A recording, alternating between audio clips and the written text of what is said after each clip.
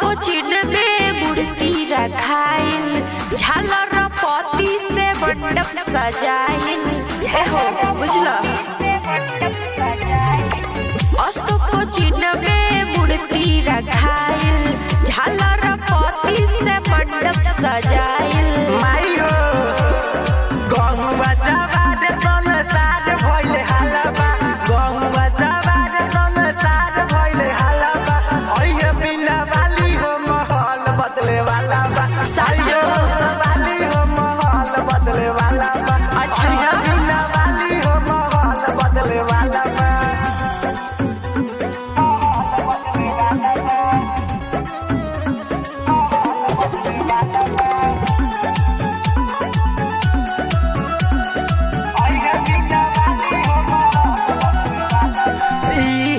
सरस्वती मैया हई, सात बसुर के रचैया हई। अरे इनकर सुनो लोग स्टार बनेला।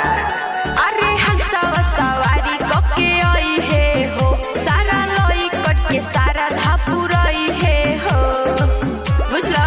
हाँ हो, जगमग करे उजियार होके वाला बा, जगमग करे उजियार होके वाला बा। ओहे बिना वाली हो माहौल बदले वाला बा, ओहे हंस वाली हो माहौल बदले वाला बा, ओहे बिना वाली हो माहौल बदले वाला बा।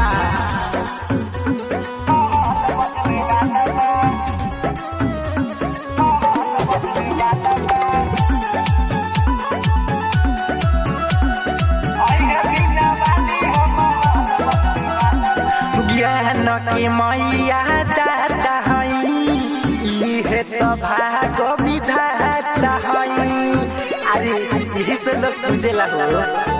रामू रीति के आशीर्वाद पाली हो, सुना काजल सिरावा झुकाली हो, झुकाल जरूर झुकाए। जादू मोदी सुन पर चार होके वाला बा, जादू मोदी सुन पर चार होके वाला बा। ओहे बिना वाली हो माहौल बदले वाला बा, ओहे हंस वाली हो माहौल बदले वाला बा, ओहे बिना वाली हो माहौल बदले वाला बा। अरे आ जइहो। मां मनोकामना रिकॉर्डिंग स्टूडियो, बकरी बाजार, चकिया। Mobile number 88 25 15 66 67।